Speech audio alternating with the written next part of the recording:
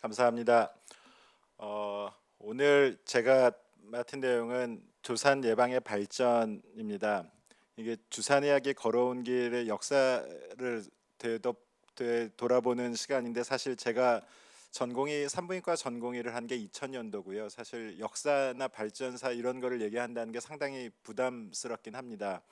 제가 알기로 모체태학회가 만들어졌던 게 95년 4년 5년경이고 주산의학회가 만들어졌던 게 86년이니까 둘 다 이제 30년 20년 이렇게 넘어가고 있는 걸로 알고 있고요. 근데 제가 오늘 이런 강의를 하게 돼서 큰 영광입니다.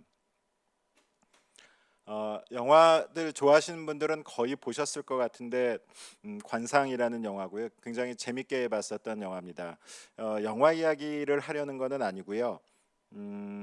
그때 이제 영화에서 단종으로 나온 배우인데 단종이 세종의 손자고 문종의 아들이죠. 근데 결국은 삼촌인 세조에 의해서 왕위에서 밀려나고 결국은 이제 죽임까지 당하는데요.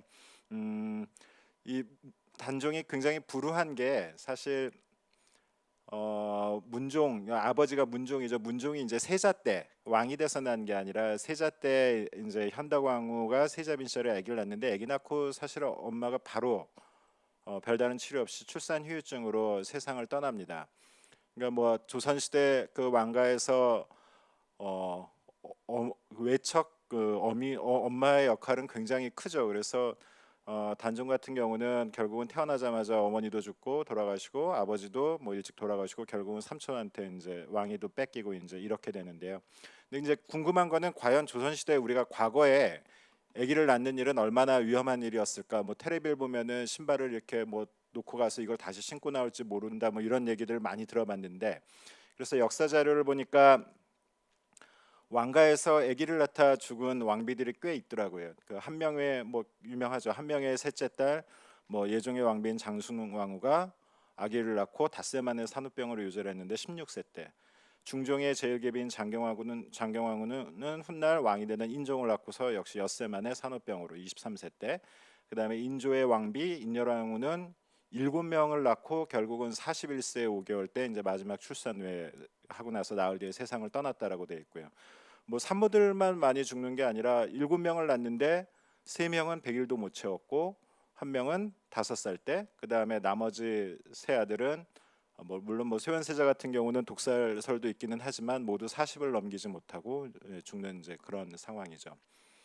그래서 조선시대 왕비하고 양반 여성들에서 이런 가계도나 이런 거를 분석해 본 결과로는 한 번의 출산 때 모성 사망률은 약 3% 정도. 그리고 출산 성인이 된 여성들이 사망 원인의 약 10% 정도가 출산이다라고 이제 통계 자료가 나와 있고요. 중세 유럽 같은 경우에는 인구 자료들이 좀 남아 있는 것들이 많아 가지고 이런 것들로 추정을 해 보면 대략 10만 명당 1000에서 1500명 정도의 모성 사망률이었을 것이다라고 추정을 하고 있고요. 뭐 현대 선진국에 비하면은 한 100배 정도 됩니다. 그래서 과거에는 사실 프리터미 문제가 아니라 이런 뭐 살구 죽고가 문제였고요. 왜 전염병이 그 중세 시대 창궐하던 전염병이 사라진 거는 항생제나 항바이러스제 때문이 아니라 상수도 하수도 때문이라는 이야기가 있죠. 그래서 런던의 상하수도 시스템이 발전되면서 전염병이 굉장히 줄었다는 내용은 잘 알려져 있고요. 뭐 출산도 마찬가지로 이런 모성 사망률이나 이런 것이 낮아지는 게 의학의 발전만으로 되는 거는 물론 아니기는 합니다만 저희한테는 이제 산모들이 가장 사망률이 높은 거는 뭐 항상 전공의 때 동의서 받을 때도 출혈 감염, 뭐 그 다음에 기타 등등으로 가는데요. 그래서 수혈의 역사는 이제 18세기 후반이고요. 1795년에 처음으로 사람 간의 수혈이 이제 시도됐다는 기록이 있고, 포스트파텀 헤모리지에 대해서 처음으로 수혈한 거는 닥터 제임스 블런델이라는 사람이 영국 사람이고요. 1818년이라는 설과 29년이라는 설이 두 가지가 있다고 합니다. 근데 29년이 조금 더 맞지 않나라고 생각을 한다는데 어쨌든 출혈 환자의 남편에게서 4온스의 혈액을 시린지로 해서 이제 그렇게 수혈을 했고요. 이 이후로도 그런 시도들을 많이 하고 뭐 기구도 개발하고 그래서 여기 보면은 이제 이 예전에 란셋 논문에 실린 건데 이렇게 팔을 들고 있으면 이렇게 그 주사바늘로 연결을 해서 수혈을 하는, 팔을 들고 있죠. 높이 차이로 아마 가게 하는 것 같고요. 그 이외에도 뭐 컨테이너도 개발하고 뭐 이랬다고 합니다. 그래서 이런 수혈이 시작된 게 19세기 초고요. 뭐 저희가 산과는 블러드 비즈니스라고 많이 하지 않습니까? 그래서 제가 처음 발령받고 나서 4년 동안 그때 이제 발표 자료, 통계 자료 해보니까 산후출혈로 전원 오는 사람들에서 저희 병원 환자들 말고 전원 온 환자들 출혈에 쓴 혈액량을 그때 한번 조사를 했었는데 RBC가 2,000파인트, FFP가 1,200, 크라이오 프리스피테이트가 600, 플레텔릿이 1,100. 뭐 연간 한 RBC만 500유니트 정도를 산후출혈 환자 전원 오는 환자들에게 사용을 했고요. 이런 게 없었으면 참 얼마나 무서웠을까라는 생각을 하게 됩니다. 그 다음에 감염에 대해서 또 이제 19세기에 커다란 발전이 이루어지는데 굉장히 간단한 거고요. 이때 비엔나 제네럴 하스피털이니까 그 당시에는 굉장히 대도시죠. 가장 세계 중심 도시 중에 하나일 거고요. 여기서 이건 이제 많이 아마 보신 분들도 많이 계실 텐데 이 병원의 산과병동이 퍼스트 클리닉하고 세컨드 클리닉이 있는데 퍼스트 클리닉은 의사들이 분만을 하는 곳이고 세컨드 클리닉은 미드와이프 조산사들이 분만을 하는 곳인데 이상하게 퓨어페럴 피버로 사망하는 빈도는 의사들이 담당하는 퍼스트 클리닉이 훨씬 더 높았다고 알려져 있었고요. 그래서 이 헝가리 사람인 닥터 이게 발음을 정확히 어떻게 하는지는 모르겠습니다. 이분이 이제 조사를 해보니까 추론을 하기로는 의사들과 의대생들이 카데바 실습을 하고 나서 그대로 와서 분만에 참여하고 이런 과정을 하기 때문에 뭔가 여기에 관련돼서 감염이 생기는 것이 아닐까라고 생각을 해서 손 씻기를 시작을 하고요. 그 뒤로 1847년부터 드라마틱하게 퓨어페럴 피버에 의한 사망률이 준 거를 확인을 했는데 사실 당시에도 이게 바로 인정을 받은 거는 아닌 것으로 알고 있습니다. 어쨌든 지금 보면 너무 당연해 보이는 것들, 이런 과정들을 거쳐서 산모가 분만하는 그런 과정들이 훨씬 더 안전해졌고요. 그래서 저희가 상과는 항상 좀 멈춰 있지 않나라는, 남들은 로봇으로 수술하는데 저희는 뭐 로봇으로 수술할 수 없지 않습니까? 이게 항상 멈춰 있지 않나라는 생각을 한 경우가 많은데 생활을 하다 보면은 지난 20년 동안 제가 전공에 시작한 20년 동안에도 많이 변화가 있었고요. 제가 처음에 전공의 때는 26주 이전에는 옵션이었고 26주부터가 바이어빌리티를 꼭 있다고 생각을 해서 아기들을 살리려고 노력을 했던 걸로 기억을 하고요. 어느 날 펠로우 하고 왔더니 그게 점점 더 낮아져서 24주, 23주 이렇게 낮아지고 있는 것을 볼 수 있고요. 그 다음에 오늘 말씀드릴 이런 조산 예방에 관련된 것들도 지난 제가 전공이 들어올 때까지만 하더라도 그런 게 확립되지 않았던 그런 분야들이 많이 바뀌게 된 것 같습니다. 그래서 나라별 사망률을 보면은 이 선진국들은 대개 10만 명에 한 10명, 우리나라도 선진국 중에서는 좀 끝자락중에 들어가는 쪽이고요. 그렇지만 아직도 의료 혜택이나 이런 것들 혹은 사회 시스템이 떨어져 있는 나라들에서는 중세 유럽하고 크게 차이가 없는 정도의 모성 사망률을 보이는 것을 알 수가 있습니다.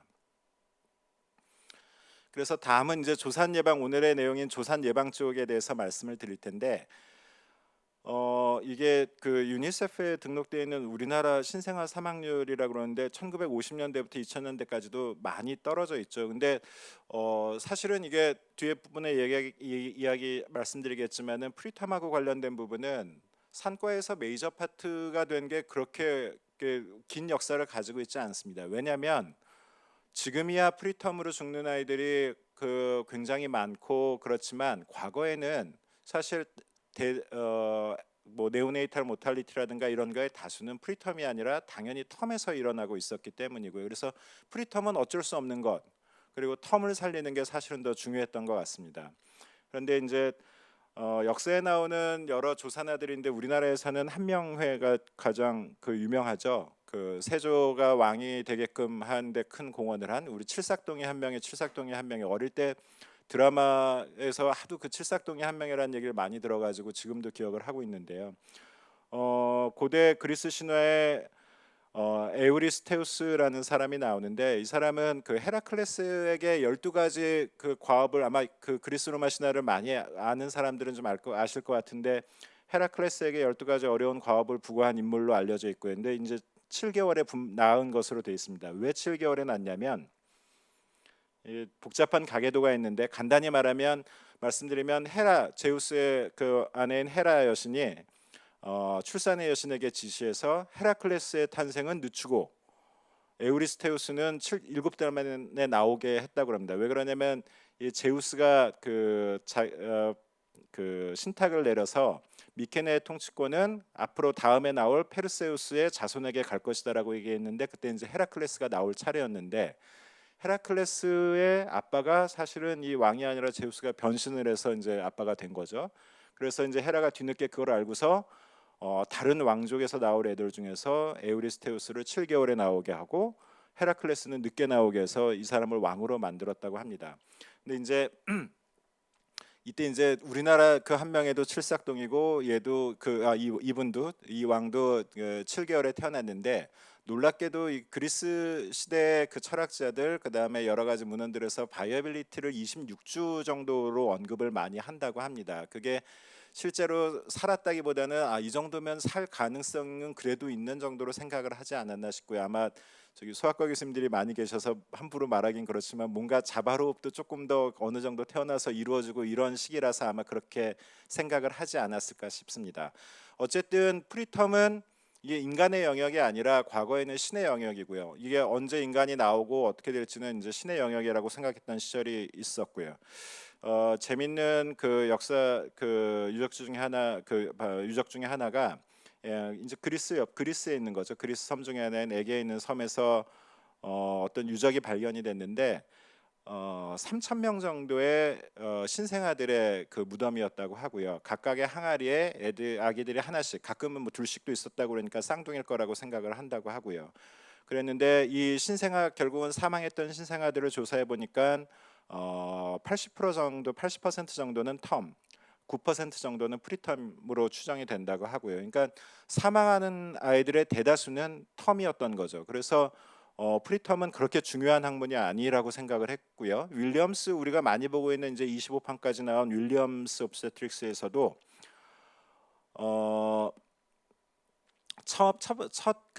퍼스트 에디션에는 뭐 프리텀에 대한 언급도 거의 없었고요. 토픽 자체가 이렇게 단일 토픽으로 잠깐 언급이 된 것조차도 13판에 처음에 언급이 됐었다고 합니다. 이것도 뭐 챕터가 새로 따로 되어 있는 게 아니라 이게 그 당시에 베타 블로커에 해당되는 뭐 이런 약이 있었는데 이거에 대해서 토콜라이티스로 효과에 대한 거를 간단히 언급한 정도의 내용이었다고 합니다. 그러니까 1960년대 70년대 초반까지만 해도 프리텀이라는 거는 산과학에서조차도 그 메이저한 파트는 전혀 아니었던 것 같습니다. 그러던 것이 이제 몇 가지 그 현대로 넘어오면서 그 조산 예방법들이 나오고 조산이 중요해졌죠. 왜냐하면 텀에서 아웃컴들이 좋아지고 나니까 결국 이제 프리텀으로 더 넘어오게 된 것 같고요. 그래서 프리텀 아이들을 어떻게 치료할 거냐, 이제 이런 것들에 대한 어떻게 예방할 거냐 이런 것들이 이제 다뤄지게 된 것 같습니다. 역사적으로 가장 먼저 됐던 거는 서클레지 오퍼레이션이고요. 그 서클리지 수술을 가장 먼저 했던 사람은 인도의 닥터 슈르드카고요. 영국에서 그 펠로우십을 했고요. 그 다음에 돌아와서 인도에서 생활을 하다가 이런 수술법에 대해서 개념을 생각을 했고 처음에는 실을 캣컷을 썼다고 그럽니다. 그래서 캣컷을 썼는데 캣컷은 나중에 녹잖아요. 그래서 나중에 다시 이제 녹지 않는 실로 다시 수술을 했고 이런 경험이 쌓인 후에 30명의 반복적 유산력을 갖고 있는 사람들을 대상으로 수술을 했더니 유산을 막을 수 있었다라는 것을 55년에 발표를 하고요. 아마 이분한테는 굉장히 영광스러운 일이었을 것 같은데 63년에 뉴욕에 가서 수술법을 직접 시연을 했다고 합니다. 그 다음에 뭐 같은 맥도날드의 오퍼레이션도 역시 마찬가지로 호주의 닥터 이안 맥도날드가 1957년에 발표를 했다고 합니다. 근데 이게 이제 데이터로 그 서클리즈를 했을 때 이머전트 서클리즈나 이런 거에 효과가 있다고 처음으로 RCT를 통해서 나온 거는 2003년이고요. 아마 지금 생각하기에 RCT를 23명을 가지고서 아메리칸 저널에 RCT를 낼 수 있다고 하면 굉장히 놀랄 일일 텐데 겨우 23명을 가지고도 이 프롤랩스 피탈 멤브레인이 일어난 환자들에서 서클리즈를 했더니 훨씬 더 효과가 좋더라라는 거를 이제 실게 되고요. 그 뒤로 이런 과정들을 거치면서 결국은 인디케이션으로 이제 그 서클리지의 인디케이션으로 남아 있는 것들은 그 cervical insufficiency로 한 번 이상의 mid trimester pregnancy loss가 있었을 때, 그 다음에 그 전에 뭐 프리터미스트루가 있고 없고와 상관없이 세컨드 트라이메스터에 페인리스 서비컬 딜라테이션이 있을 때, 그 다음에 34주 이전에 분만을 했던 환자에서 24주 이전에 그 서비컬 쇼트닝이 있을 때, 이제 이런 것들이 인디케이션으로 남아 있게 됩니다. 그래서 뭐 그 경과들은 대체로 굉장히 좋고요. 저희 병원 데이터인데 그 cervical insufficiency 있는 환자들에서 survival rate가 대략 한 78% 정도 되고요. 그래서 이제 그 서클리즈가 뭔가 이런 치료법이 있다라고 생각을 하니까 그 다음엔 이제 어떻게 하면 빨리 발견을 할 수 있을까라는 노력에 초점이 맞춰주겠죠. 그 전에 이제 서빅스 딜라테이션이 있던 환자들에서 피지컬 이그잼으로 했다고 한다면 그보다 더 빨리 할 방법이 없을까라는 생각을 했을 것 같고요. 그래서 1996년에 닥터 그 아이암스도 유명한 분이죠. 교과서에도 많이 나오고, 이분이 96년에 애니제임에 발표한 것은 숏서빅스, 우리가 초음파, 지금은 뭐 너무나도 당연하지만 초음파로 본 숏서빅스가 프리텀버스랑 연관이 있다. 그래서 20mm 정도, 이게 이제 그때 컷오프가 25mm 이하 인군과 그 이상 인군으로 나눠서 비교를 했을 때 서빅스컬 쇼트닝이 있는 환자들은 프리텀버스의 빈도가 굉장히 올라간다라는 것을 이야기를 했고요. 그러면 결국은 이제 우리가 이러한 그 서빅스 메저먼트를 통해서 발견할 수 있는 프리텀의 빈도는, 조산의 빈도는 자연 조산아들의 약 30에서 40% 정도라고 생각을 하고 있습니다. 그럼 중요한 거는 이렇게 예측을 했으면 예방도 할 수가 있어야 되는데, 그럼 효과적 방어 수단이 있느냐? 제일 먼저 시도된 거는 역시 그 전에 IRC 환자들에서 효과가 있었던 서클리즈 오퍼레이션이었겠죠. 그래서 대규모 RCT들이 2000년대 초반에 이제 수행이 됩니다. 그 중에서 우리가 잘 많이 유명한 그 닥터 토등의 논문이 2004년에 란셋에 실리는데 무려 4만 명 이상의 환자들을 대상으로 서비컬 랭스 메저를 했고, 15mm 미만의 단축이 일어나는 사람들을 대상으로 수술 한 군과 안 한 군을 비교했더니 예상과 달리 차이가 없는 것으로 나왔고요. 그래서 우리가 예측은 했는데 결국 프리벤션은 또 되지가 않는구나라는 그 문제에 봉착을 하게 됩니다. 그때 이제 새로 등장한 게 또 프로게스테론인데요. 이게 저는 학생 때도 그렇고 전공의 때도 그렇고 이 식만 보면 사실 도저히 외워지질 않습니다. 그래서 지금도 이 식을 보면 이게 프로게스테론인지 에스트로겐인지 이 글씨가 써 있지 않으면 사실은 잘 모르는데요. 프로게스테론이 임신하고 관련이 있다는 거는 1930년대에 이미 알려져 있었다고 하고요. 그때는 이제 프로게스테론은 아니고 돼지의 코푸스 루테움에 있는 어떤 물질이 임신의 유지와 연관이 있다라는 게 이제 1920년대 30년대를 통해서 알려지고요. 그럼 그 코푸스 루테움에 있는 물질이 뭐냐라는 게 이제 그 프로게스테론이라는 거가 이제 뒤늦게 알려지고요. 그리고 프로게스테론을 처음 아이솔레이션 한 사람들이 1939년에 노벨상을 받게 됩니다. 그러면 이렇게 프로게스테론이 분리가 됐으니까 바로 쓸 수 있었느냐? 그 당시에 프로게스테론 20mg을 만드는데 얼마나 많은 돼지의 코푸스 루테움이 필요했냐면, 우리 아기들하고 되게 재밌게 본 영화인데 샬롯의 거미줄, 뭐 하여튼 그런 영화입니다. 나중에 한번 보시면 굉장히 재밌을 텐데요. 이 한 마리면 나오느냐? 아니고요. 20마리면 나오느냐? 아니고요. 무려 5만 마리의 돼지에서 20mg 정도가 나온다고 하니까 실제적으로 뭐 사용은 거의 할 수 없는 거라고 생각을 할 수가 있겠습니다. 그러던 것이 그 화학자인 러셀 마커이에서 우리 이 멕시칸 얌, 이게 제가 지금 갑자기 이름이 떠오르질 않는데, 여기에서 프로게스테론, 우리가 현재 쓰고 있는 이런 프로게스테론의 전구체를 얻고 여기에서 반합성을 해서 이렇게 이제 프로게스테론을 얻는 그런 방법을 개발을 했고요. 이게 이제 시장에 알려지면서 회사들이 참여하고 그러면서 1944년에는 아까 20mg 얻는데 돼지 5만 마리가 필요했던 것이 그람당 50불까지 내려가게 되고요. 그 다음에 1950년대 중반에 우리가 또 그 내추럴 프로게스테론 말고 합성 프로게스테론, 우리가 이제 산과 영역에서 쓰는 17알파 하이드록시 프로게스테론 카프레이트는 1950년대 중반부터 생산이 가능했다고 합니다. 그래서 이제 그 NEJM이 2000년대 초반에 되게 센세이션하게 실린 논문 중에 하나가 이전에 조산력에 있는 산모에서 우리가 그 전에는 IIOC 때문에 분만을 했으면 서클리즈를 하고 그 다음에 IIOC가 아니더라도 여러 번 3번 이상의 프레그넌시 로스가 있으면 서클리즈를 할 수도 있다라고 이제 생각을 해왔었는데 그런 환자들에서 프로게스테론을 썼더니 37주 이전의 조산의 빈도가 약 30%, 32주 이전의 조산의 빈도가 약 40%까지 감소하더라라는 게 이제 2000년대 초반에 발표가 되고요. 뒤이어서 서비칼 랭스가 짧아져 있는 환자들에서 내추럴 프로게스테론을 썼더니 34주 이전의 조산의 빈도가 약 40% 이상 감소하더라라는 게 2007년에 NEJM에 발표가 됩니다. 그래서 우리가 내추럴 프로게스테론을 쓸 경우에 서비칼 쇼트닝이 있는 환자들의 약 40% 정도에서 조산을 막을 수 있다라고 생각을 하고요. 특히 레이트 프리텀보다는 얼리 프리텀에서 그 예방하는 빈도가 훨씬 더 높은 것으로 잘 알려져 있습니다. 그래서 이전에 우리가 이 예측은 할 수 있지만 예방을 할 수 없었던 상황에서 이런 프로게스테론을 적극적으로 사용을 하면서 약 40% 정도의 예방 효과를 가져오게 되고요.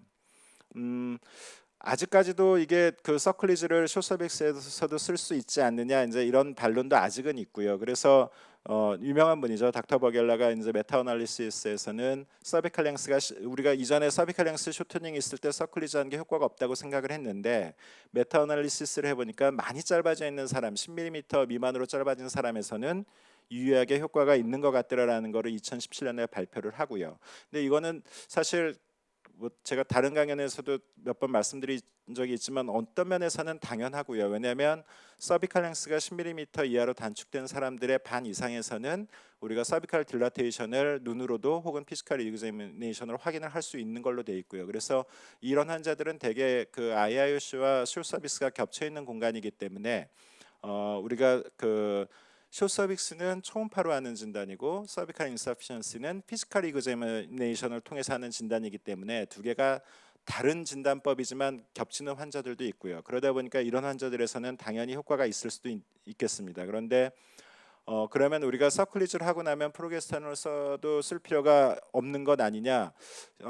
여기에 대해서 에비던스들은 거의 없고요. 그렇지만 대부분의 가이드라인들은 서클리즈를 하더라도 프로게스테론을 유지하는 것을 권장을 하고 있고요. 저희 교실에서도 IIOC 환자들, 그 다음에 숏서빅스 환자들에서 어떤 이유로든 서클리즈를 한 상태에서 프로게스테론을 쓰고 안 쓰고에 따라서 보면 프로게스테론을 쓴 경우가 훨씬 더 좋다라는 리트로스펙티브 논문을 발표를 했었고 최근에 그 이제 그 이런 컴바인드 프로게스테론하고 그 다음에 수술을 같이 하는 방법에 대해서 이런 프로토콜들을 발표하고 연구들을 시작하는데 이 연구들에서 다 아까 말씀드린 저희 교실 논문들이 제한적이긴 하지만 이런 가능성을 보여주고 있다는 레퍼런스로 언급을 하고 있습니다.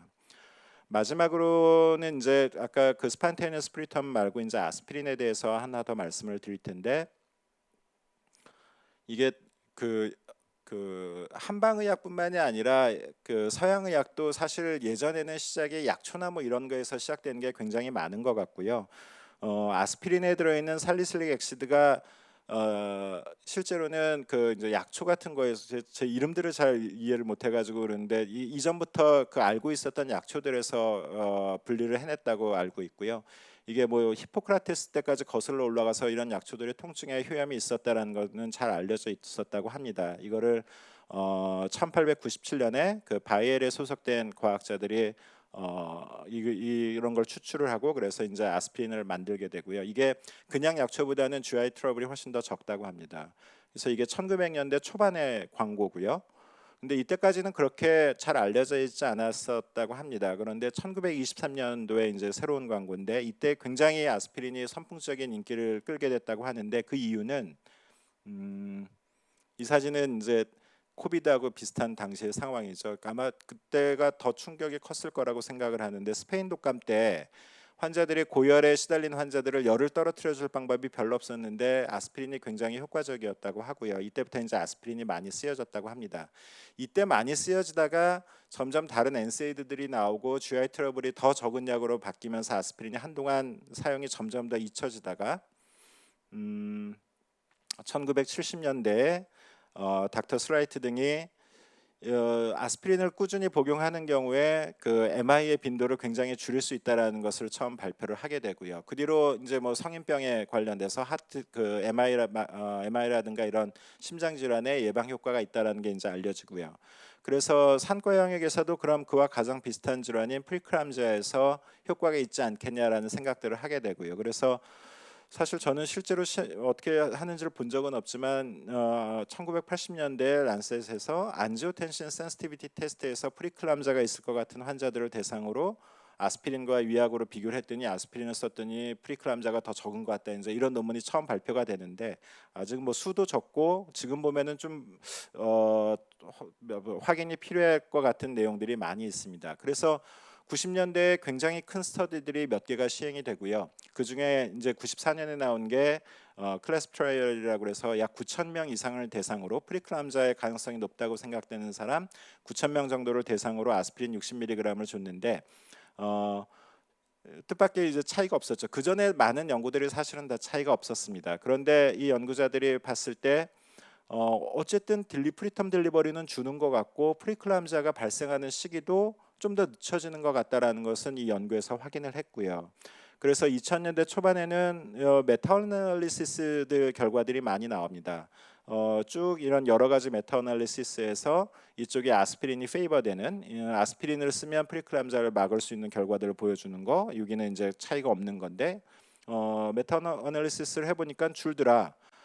아스피린을 쓴 그룹에서 하이리스크 환자 얘기입니다. 프리클람자와 34주 이전의 조산의 빈도가 유의하게 줄더라라는 것을 2000년대 초반에 2000년대 중반에 하게 되고요.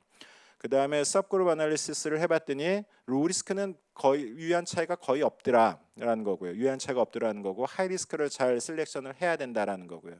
그래서 이제 최초의 가이드라인들은 대개 프리클람자의 발생 빈도가 8% 이상으로 추정되는 그룹에서 아스피린을 쓰라라고 이야기를 하고 있고요. 최근에는 이제 가이드라인들은 좀 더 구체적으로 명시를 하고 있습니다. 또 한 가지는 이 그전 스터디들이 아스피린을 쓰기 시작한 주수가 뭐 20주, 25주, 진단때 15주 뭐 굉장히 다양했는데 분석을 해보니까 16주 이전에 쓴 그룹에서 굉장히 차이가 크고 그 이유는 훨씬 효과가 적더라. 사실 이거는 패소피지올로지로도 잘 맞는 내용이죠. 우리가 프리클람지아는 혈압이 올라갔을 때 병이 생기는 게 아니라 이미 임신 초부터 여러 가지 기전에 의해서 병태 생리가 시작이 되는 거기 때문에 그래서 최근에는 거의 대부분 16주 이전 보통은 입덧이 끝나고 나서 12주 16주 사이에 그 아스피린을 쓰는 것을 하고 있죠. 그래서 이렇게 사용을 잘 할 경우에 대략 20% 전후에서는 프리클람자를 막을 수 있다고 생각을 하고 있고요. 그거는 이제 우리가 대개 이런 하이리스크 환자 100명을 치료하면 1명 정도에서 얼리온셋 프리클람자를 막을 수 있고 그 다음에 50명 정도 치료하면 프리클람자를 1명씩 막을 수 있다라는 통계가 됩니다. 이게 만약에 로우리스크 환자 전체에게 다 그럼 아스피린을 주면 어떻겠느냐라고 했을 때는 프리클람자 1명을 막는데 500명에서 1000명 정도 아스피린을 투여해야 1명을 막을 수 있기 때문에 사실상 큰 의미가 없겠죠. 그래서 그 외에도 여러 가지 연구들이 행해지고 있고 아직 뭐 저희 교실에서 한 여러 가지 연구들도 이제 많이 발표가 되고 있고 최근에 저희는 이제 업투데이트.com 이런 거 많이 쓰고 있는데 그런 곳에도 저희 연구 결과들이 성과가 발표가 되고 있긴 합니다. 그런데 크게는 어쨌든 우리가 조산을 예방할 수 있는 방법에 대해서 가이드라인에서 모두 일치하는 내용들은 자연조산 예방에서는 서클라즈나 프로게스테론, 그 다음에 프리클람자 예방을 위해서는 아스피린이 이제 확립이 되어 있고요. 그 다음에 조산학은 이게 과거부터 굉장히 중요한 학문이라고 생각했던 게 아니라 근래에 들어서야 중요한 학문이 됐고요. 여러 가지 이런 예방 방법들이 나와 있기는 한데 그렇지만 그래도 한 가지 더 강조하고 싶은 것은 이런 예방 방법들은 셀렉션된 환자들에서 사용이 돼야지 효과가 있는 거고요. 잘 아시겠지만 프로게스테론 같은 경우도 DM하고의 연관성이 여전히 있을 것이라고 생각하는 사람들이 많고요. 그 다음에 아스피린 같은 경우도 저희가 뭐 최근의 가이드라인들은 아스피린 끊지 않고 수술을 해도 된다라고 돼 있긴 하지만 해보면 출혈이나 이런 것들이 조금 다른 양상을 보인다고 느낄 때가 많이 있습니다. 그래서 어쨌든 이런 약들은 저위험군에서 방법들은 저위험군에서 사용할 경우에는 별 이득 없이 잠재적으로는 해가 될 수도 있다라는 것을 꼭 생각을 해야 되겠고요. 우리가 30년 전, 40년 전 책이나 문헌을 보면 그때는 이런 거밖에 없었어. 참 답답했겠네라고 생각을 하지만 또 3, 40년 뒤에는 우리가 지금 하고 있는 걸 보면 그때는 이거밖에 못 하고 있었네라고 생각을 하지 않을까 생각을 합니다. 그래서 여전히 계속 발전을 하고 있고 이런 조산을 예방하는 방법들은 앞으로도 아마 계속 발표가 될 것 같습니다. 경청해 주셔서 감사합니다.